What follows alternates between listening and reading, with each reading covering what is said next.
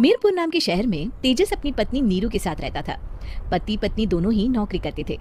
एक दिन तेजस गांव अपनी माँ के पास फोन करता है। हेलो, प्रणाम माँ। जीते रहो माँ, तुम दादी बनने वाली हो। अरे वाह, ठीक है बेटा, मैं कल ही आती हूँ। जब माँ जी शहर पहुंची तो बेटे बहू ने बहुत अच्छे से स्वागत किया। लीजिए माँ जी चाय। अरे गर्मा गर्म पकोड़े ले आओ माँ के लिए। नीरू रसोई में गई और 2 मिनट में ही पकोड़े ले आई। जी ये लीजिए। बहू जादू से बनाए हैं क्या? अभी तो रसोई में गई थी। यम्मी। माँ जी, शीला रसोई में पकोड़े तल रही है, मैं बस लेकर आई। हे भगवान, मेरा धर्म भ्रष्ट कर दिया तूने। अब तो गंगा जल से शुद्धिकरण करना होगा। दूसरे दिन, माँ जी मैंने नाश्ता बना दिया है, ऑफिस जा रही हूँ। पर अभी तो घर का सारा काम पड़ा है। शीला आती ही होगी, झाड़ू पोछा बर्तन कपड़े वो सब कर लेगी। हमारे जमाने में घर का सारा काम हम ही करते थे। जी माँ जी, आप बहुत होशियार हैं, मैं घर ऑफिस दोनों नहीं संभाल पाती।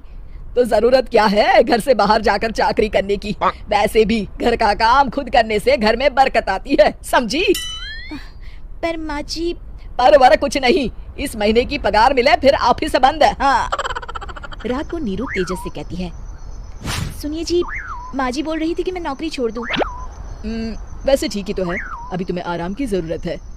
फिर भी आराम कहाँ, शीला को छुड़ाने के लिए बोल रही थी। तो अब 24 घंटे में इतना काम तो कर ही सकती हो। पर जॉब पसंद है मुझे, घर पर मन नहीं लगेगा। अगले दिन जब दोनों ऑफिस के लिए निकल रहे थे। मेरी तो कोई कीमत ही नहीं है इस घर में।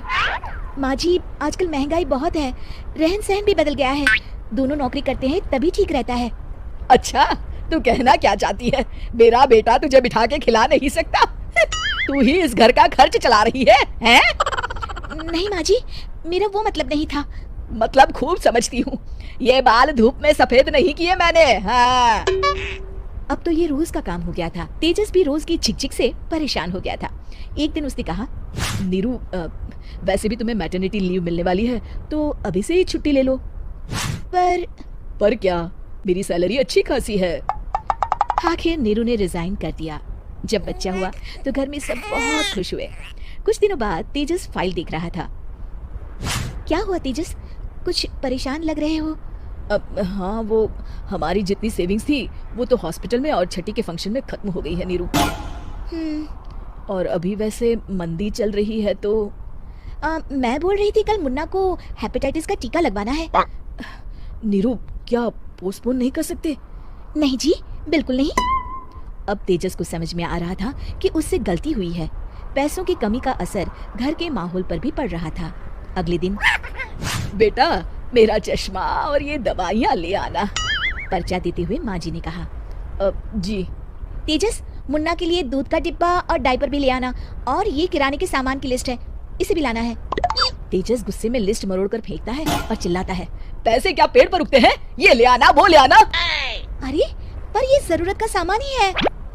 वो गुस्से में बिना कुछ कहे ऑफिस चला गया। अरे